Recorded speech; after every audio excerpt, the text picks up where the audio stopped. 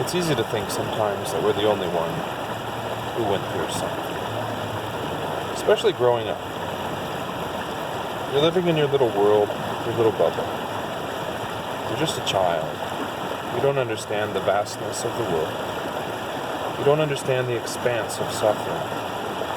You don't understand that each of us must go through this. Some people, it seems, don't have exactly the same struggle as we do. That is a narcissistic thought, because we have no idea what they've gone through, no idea what they have to compare their life to. So suffering is relative. I do believe that. So when you're trying to work through something in your past, there are some tricks and some techniques to help you with that.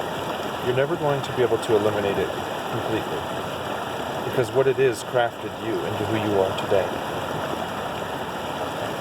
But sit with me for a minute, and let's see if we can help with something. So,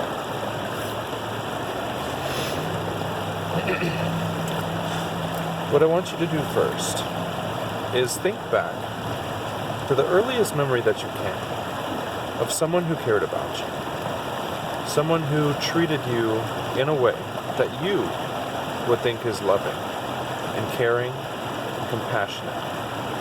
If you can think this far back, think about one of the first times your mother or your father held you, and feel within you that peace and that safety and that love.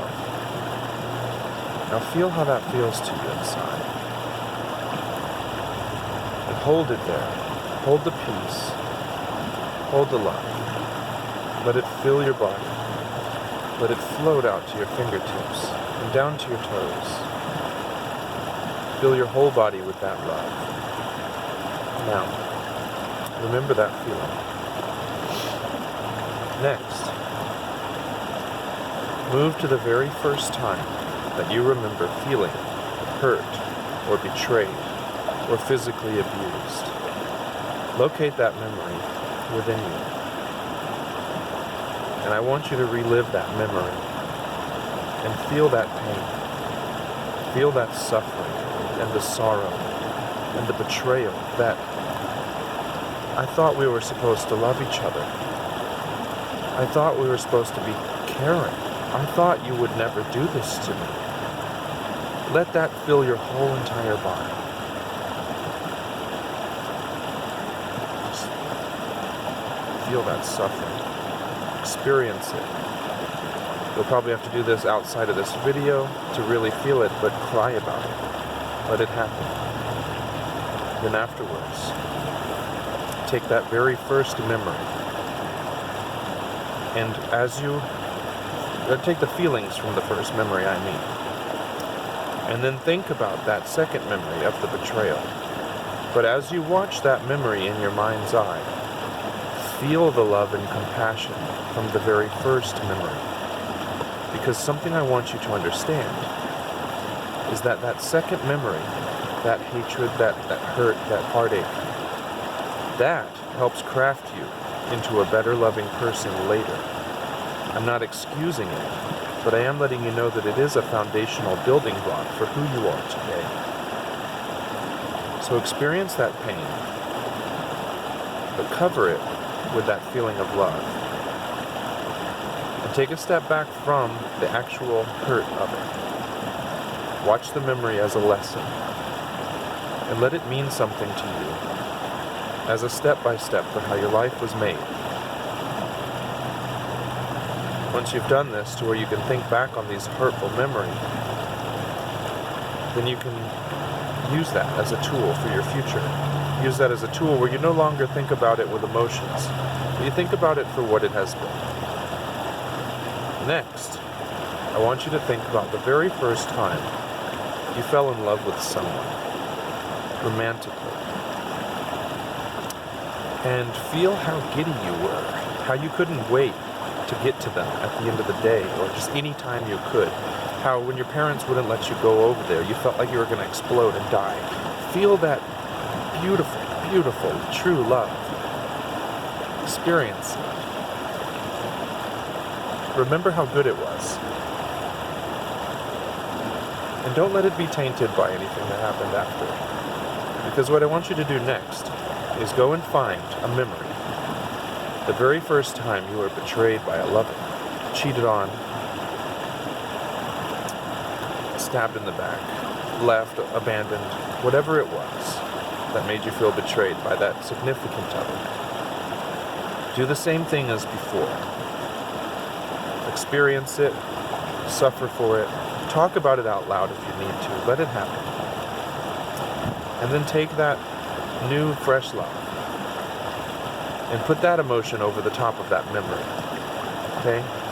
What we're doing is we're training ourselves to be able to have these memories for who we are, because of them, without having to suffer for them over and over again, because they're gone. There's no reason for you to continue suffering for something that's gone. The past is behind us. It doesn't exist anyway, because today is the only day that exists. So use that to understand who you are. Then, I want you to go into your future and think about a loved one, like a grandparent or my godbrother. I mean, you don't think about my godbrother, I'll do that. But find someone who wasn't a mom or a dad, who you really loved, that later on passed away. Think about some good things you did together. Think about their voice, their cuddles, their hugs, whatever they were to you. Think about that. And then afterwards, think about their death. Think about, in my life, for example, walking into the hospital and seeing their lifeless body. And that tarnished how I felt about that person, because when I thought about them, all I could think about, unfortunately, was their purple, dead body. And once you've experienced the pain of this again, take that love that you remember of them and overlay that feeling onto it. Because even though they died, that is their love still. Okay? And this is a trick and a tool you can use for any type of memory that causes you pain. Whether it be abuse when you're a child, sexual, physical abuse. You're never going to get rid of that memory. I don't want you to get rid of that memory. Because who you are today has everything to do with who you were then and what happened to you. But you can experience it differently. If you need any help with this, I can work something out. I can make another video. If you have specific issues, just let me know. Please subscribe to my channel and like the video if you want to.